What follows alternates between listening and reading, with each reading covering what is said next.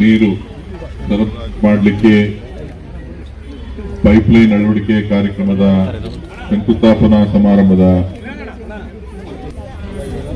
ನಮ್ಮ ಪಕ್ಷದ ಮತ್ತೊಬ್ಬ ಹಿಂದೆ ನಮ್ಮ ಸರ್ಕಾರ ಸಿದ್ದರಾಮಯ್ಯನವರ ನೇತೃತ್ವದ ಸರ್ಕಾರ ಇದ್ದಂತ ಸಂದರ್ಭದಲ್ಲಿ ಮಂಜೂರಾತಿಯನ್ನ ಕೊಟ್ಟಿದ್ವಿ. ಆದರೆ ಭಾರತೀಯ ಜನತಾ ಪಕ್ಷದ ಸರ್ಕಾರ ಬಂದ ಮೇಲೆ ಈ ಭಾಗಕ್ಕೆ ನೀರು ಕೊಡಬಾರದು ಅಂತ ಹೇಳಿ ತಡೆದಿದ್ರು.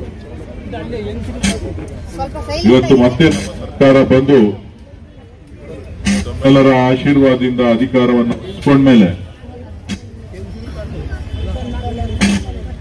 ಆನೇಕಲ್ ತಾಲೂಕು ಬೆಂಗಳೂರಿನ ಒಂದು ಭಾಗ,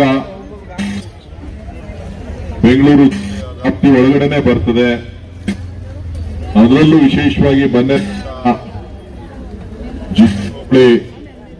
ಬೆಂಗಳೂರು ದಕ್ಷಿಣ ವಿಧಾನಸಭಾ ಕ್ಷೇತ್ರಕ್ಕೆ ಸೇರ್ತದೆ.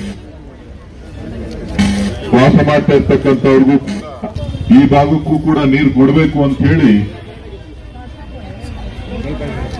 ನಮ್ಮ ಸರ್ಕಾರ, ಸನ್ಮಾನ್ಯ ಸಿದ್ದರಾಮಯ್ಯನವರ ನೇತೃತ್ವದ ಸರ್ಕಾರ, ಡಿ.ಕೆ. ಶಿವಕುಮಾರ್ ಅವರು ಈ ರಾಜ್ಯದ ಉಪಮುಖ್ಯಮಂತ್ರಿಯಾಗಿ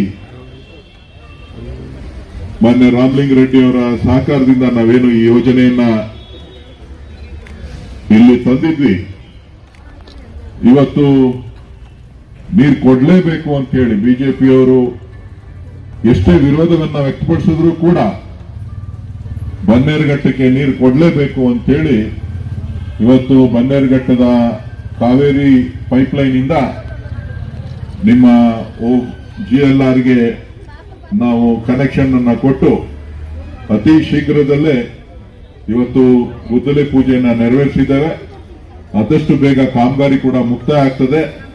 ನಿಮ್ಮೆಲ್ಲರಿಗೂ ಕೂಡ ಅತಿ ಶೀಘ್ರದಲ್ಲೇ ಉಪಮುಖ್ಯಮಂತ್ರಿಗಳಂತ ಡಿ.ಕೆ. ಶಿವಕುಮಾರ್ ಅವರು ಈ ಭಾಗಕ್ಕೆ ಬಂದು ತಮ್ಮೆಲ್ಲರಿಗೂ ಕೂಡ ಕಾವೇರಿ ನೀರನ್ನ ಕುಡಿಲಿಕ್ಕೆ ಕೊಡ್ತಕ್ಕಂಥ ಒಂದು ಕೆಲಸವನ್ನ ಮಾಡ್ತೇವೆ ಅಂತಕ್ಕಂಥ ಮಾತನ್ನ ಈ ಸಂದರ್ಭದಲ್ಲಿ ನಾನಾದ್ರೂ ಹೇಳಲಿಕ್ಕೆ ಬಯಸ್ತೇನೆ. ನನಗೆ ಇನ್ನೂ ಅನೇಕ ಕಾರ್ಯಕ್ರಮಗಳಿವೆ.